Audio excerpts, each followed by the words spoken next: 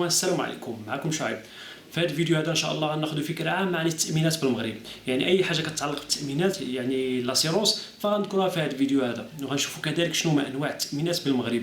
كل نوع غنذكروه بجميع المميزات ديالو بالتفصيل الممل، لانه اي واحد مشى يدير لاسيرونس سواء كانت عنده موتور ولا سياره ولا شاحنه خصو يعرف لي زاسيرونس اللي كاينين باش ما يقدفولوش ولا ما يسقولوش شي نوع ديال التامين اللي هو غالي، وهو واخا هو غالي مزيان وانما بالنسبه ليه ولا الوضعيه ديالو ما يصلحلوش. واخر حاجه غنشوفوها شنو هما العوامل اللي كتخلي التامينات غاليه عندنا في المغرب. دونك قبل ما ندخلوا في صلب الموضوع ما تنساوش انكم تدعموا القناه بالاشتراك والبارطاج والاعجاب، ونبداو على بركه الله. بالنسبه لانواع ديال التامين في المغرب الاخوان، كاين هناك ثلاثه ديال الانواع ديال التامينات. النوع الاول اللي هو تامين الحمايه المدنيه، النوع الثاني اللي هو دوماج ايكوليزيون، النوع الثالث اللي هو تو ريسك يعني تامين ضد جميع المخاطر. بالنسبه للنوع الاول اللي هو تامين الحمايه المدنيه، فهذا النوع هذا اللي هو ارخص نوع كاين في المغرب، واغلبيه ديال الناس كيديروه في الخصوص حبل المواطن. وهذا النوع هذا فيه جوج ديال الامتيازات. الامتياز الاول اللي هو التعويض عن الاضرار الماديه، وكنقصدوا بها داك الاصلاحات اللي درتي الطوموبيل ديالك ولا الموتور ديالك راه كتعوض فيهم. والمده ديال التعويض راه ما كتعداش ماكسيموم واحد 30 يوم، في ظرف 30 يوم كتكون خديتي التعويضات ديالك، ولكن المبلغ التعويض راه ما كيتعداش 20,000 درهم، 2 مليون. ندوزو الامتياز الثاني. الامتياز الثاني اللي هو التامين على الاضرار البشريه، يعني الا كان السائق دار شي اكسيدون وقعت له شي حاجه غراب، تهرس ولا حتى توفى ولا احد الركاب، هنا هذا التعويض هذا كيدوز واحد المده طويله حيت كيكون فيه بزاف ديال الاجراءات وبزاف ديال التحقيقات، وبالتالي كياخذ مده طويله. وبالنسبه للتعويضات راه كتكون التعويضات بالملايين الصحيحه، ولكن الا بغيتي تستافد من التامين ديال الحمايه المدنيه خصها توفر فيك جوج ديال الشروط. الشرط الاول هو انك تكون ماشي انت اللي فوتيف، يعني ماشي انت اللي تسببتي في الحادثه. الشرط الثاني هو انك يعني حضور الطرف الثاني من الحادثه، يعني السيد اللي درتي مع الحادثه لاكسيدون خصو يكون حاضر. الا توفروا هاد جوج شروط يعني من حقك تطلب التعويض من لاسيرونس. الا ما توفرش شرط واحد يعني نسى شي حاجه سميتها التامين ونسى شي حاجه سميتها التعويض، يعني ما غتعوضش.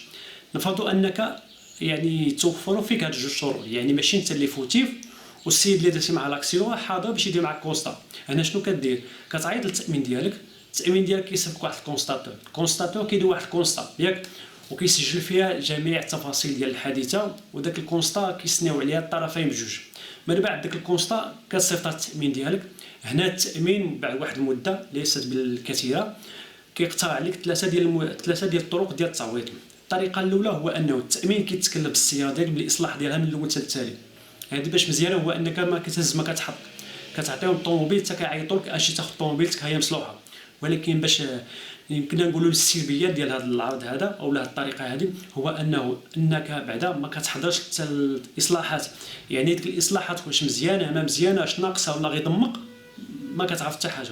ثانيا هو انه الاصلاحات كدوز مده طويله بزاف، يعني كيعصبوا كيمرضوا كاع، لانه الكراج كيكون عندهم عامل، دونك فوقاش يجيك الضوء يعلم الله فوقاش.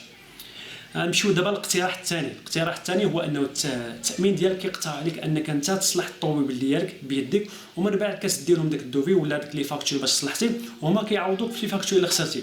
ولكن هنايا عاوتاني من السلبيات ديال هذا الاقتراح هذا هو انه يعني التامين كيعيط للخبير ديالهم، كيعيطوا للخبير ديالهم كيشوف ديك لي فاكتور ديال الاصلاحات وكيشوف الاصلاحات اللي درتي نتايا، وغالبا كينقص لك من ديك لي فاكتور، يعني بسبب انه ديك الاصلاحات اللي درتي ما كتستاهلش داك المونطو كامل اللي قلتي لهم في لي فاكتور.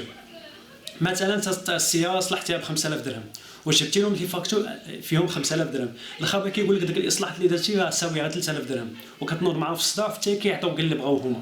ولهذا الا طحتي بحال هذا الموقف هذا من الاحسن انك تقول للسيد اللي صلح لك السياره ديالك انه يزيد لك شويه في لا فاكتور. مثلا انت صلحتي ب 4000 درهم قول له يكتب لك 6000 درهم باش حتى نقص لك توصل لك الثمن اللي خسرتيه. والاقتراح الثالث اللي هو قليل ولي زاسيرونس كلهم ما كيكونش عندهم، قليل اللي كيكون عندهم، اللي كيتسمى شاك اوتو. هذا الشاك اوتو اون فوا كدير شي حادثه التامين كيجي كيصيفط لك الخبير كيشوف داك لي داكا اللي كاينين، يعني ديك كيشوف السياره والاضرار اللي فيها وكيعطيك واحد الشاك سير الشون ديك الساعات، وهذا الشاك فيه واحد المبلغ ديال الاصلاحات، وغالبا داك المبلغ اللي كيكون في الشاك كيكون اكبر من داك الاصلاحات ديال السياره، يعني زايد شويه. مثلا داك الاضرار ديال السياره تقدر ب 5000 درهم، الشاك اللي كيعطيك التامين كيكون فيه مثلا واحد 10000 درهم. ولكن هذه القضيه وباش مزيانه انه داك الشاك كتاخذ سولوشون يعني في نهار ويمكن لك تصرفوا في نهار. ولكن هاد القضيه ديال الشاك اوتو راه ما كايناش عند لي زاسيونس كاملين، قليل لي زاسيونس اللي كيديروا شاك اوتو. واحد الملاحظه الاخوان هو انه الا كان عندك التامين ديال الحمايه المدنيه ودرتي شي حادثه وكنت انت اللي فوتي فيه، يعني انت اللي تسببتي في الحادثه، يعني التامين ما يعقلش عليك، ما تاخذ لا تعويض لا حتى حاجه. على العكس من هذا راه التامين غيعطيك واحد البيناليتي، واحد الغرامه اللي هي 20% من ثمن التامين اللي كتخلص كل عام. نفرضوا مثلا انك كتخلص في التامين 2500 درهم في العام، راه في العام الجاي فاش بغيت تخلص لاسيونس غيعطوك 20% دو بلوس، يعني غتشد 2500 درهم ضربها في 20% غتعطيك هي 500 درهم. 500 درهم تزيد على 2500 درهم اللي هي 3000 درهم، يعني فاش تجي تخلص لاسيونس العام الجاي غتخلص 3000 درهم ماشي 2500 درهم. دابا هادشي كامل اللي قلناه يلاه ذكرنا النوع الاول ديال التامين اللي هو تامين الحمايه المدنيه. دابا غنمشيو نشوفوا النوع الثاني اللي هو دوماج اي كوليزيون. دوماج اي كوليزيون اكيد انه احسن من النوع الاول وبزاف، لانه فيه بزاف ديال الامتيازات، واكيد انه كذلك غالي عليه شويه. واول امتياز في هذا النوع هذا هو انه سواء كنتي فوتيف ولا ماشي فوتيف راه كتاخذ التامين، عكس التامين الاول اللي هو خصك تكون انت ماشي فوتيف باش تاخذ التامين. وهذا دوماج اي كوليزيون كما قلت لكم سواء كنتي فوتيف ولا ماشي فوتيف راه غتاخذ التامين، ولكن الا كنتي فوتيف راه كتعوض بنسبه 50% من قيمه الاضرار، ولا كنتي ماشي فوتيف راه كتاخذ 100% من قيمه الاضرار. ولكن دائما هناك ولكن راه خص ضروري وجود الطرف الثاني من الحادثه، يعني الا كان الطرف الثاني راه خص ضروري تشنق عليه ولا تخيد الماتريك ولا شي حاجه، يعني الا مشى الطرف الثاني وهرب وما شتيه راه مشات على عينك عجاجه. وكذلك فيه بزاف ديال الامتيازات من التعويض عن السرقه والزجاج والحرائق الى اخره. دابا غنمشيو نشوفوا النوع الثالث اللي هو تو ريسك، يعني التامين ضد جميع المخاطر. في الحقيقه هذا النوع ديال التامين هو احسن نوع كاين في المغرب كامل، يعني احسن اسيرونس كاينه وكذلك اغلى اسيرونس كاينه، لانه فيه بزاف ديال الامتيازات كما غير السميه ديالو تو ريسك، يعني تامين ضد جميع المخاطر، يعني اي حاجه وقعت للسياره كتعوض عليها ولاسيونس كتعوضك فيها، الا حاجه وحده اللي هي المشاكل اللي كيوقعوا للسياره بسبب الظواهر الطبيعيه، يعني وقع شي زلزال لا قدر الله والطوموبيله ديالك طاحت في شي حفره ولا شي حاجه، او طاح شي تبروري وشي تبروري نيت غليظ وهزت الباربوز، فهاد الشيء ما تاخذ منه حتى حاجه. وهذا التامين من الامتيازات ديالو كذلك انه الطرف الثالث سواء كان ولا ما كانش راه كتعوض، ولكن راه نفس الشيء بالنسبه للنوع الثاني، حتى هو الا كنتي فوتيف راه كتعوض بنسبه 50%، ولا كنتي ماشي فوتيف راه كتعوض بنسبه 100%. بالنسبه للنوع الاول اللي هو تامين الحمايه المدنيه والنوع الثاني اللي هو دوماج اي كوليزيون، هاد الجوج الا بغيتي تستافد منهم خص ضروري وجود او حضور الطرف الثاني. اما بالنسبه للنوع الثالث اللي هو تو ريسك، يعني تامين ضد جميع المخاطر، هادو ماشي ضروري حضور الطرف الثاني، حضر ولا ما حضرش انت غتستافد من التامين. ولكن هذا الامتياز هذا ديال عدم حضور الطرف الثاني راه كيتلغى واخا تكون مقطع لاسيونس تو ريسك الى العمر ديال السياره داز 5 سنين. ولهذا ردوا بالكم، والقضيه اللي قلت لكم بالنسبه للناس اللي لاسيونس ديالهم كدوز اوتوماتيكمون، يعني كتغنوفلا شاك اني من البنكه، راه الا كنتو دايرين اسيونس تو ريسك اون فوا السياره كدير 5 سنين وكنتو دايرين تو ريسك راه خص قبل ما تسالي لاسيونس خص تمشي توقفها، راه الا ما وقفتيهاش وتغنوفلات يعني تجددات لاسيونس تو ريسك راه ما عندك ما دير، وكتبقى واخا عندك لاسيونس تو ريسك كتبقى بحال اللي عندك لاسيونس يعني دوماج اي كوليزيون. بالنسبه للعوامل اللي كيتحكموا في التامين في المغرب وكيخليوه غالي، عندنا 4 ديال العوامل. اول حاجه اللي هي التامين التكميلي لاسيونس كومبليمونتير.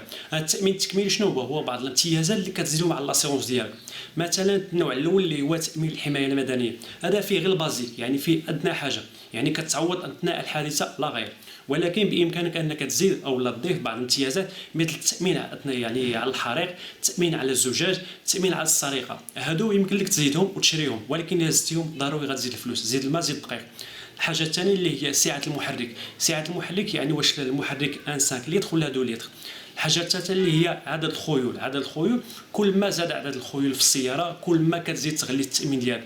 الحاجه الرابعه هي نوع السياره، يعني السياره واش مازوت ولا ايسونس، يعني المازوت كتكون بوحده الثمن والليسونس كتكون بثمن. اذا هذا الشيء اللي كاين بالنسبه لهذا الفيديو، نتمنى انني نكون فتكم ولو بالقليل، ونتمنى منكم انكم تفاعلوا مع القناه بالاشتراك والاعجاب والبارطاج باش تشجعونا باش انا نقلبوا على شي مواضيع هادفه ومزيانه بحال هذه. شكرا، السلام عليكم.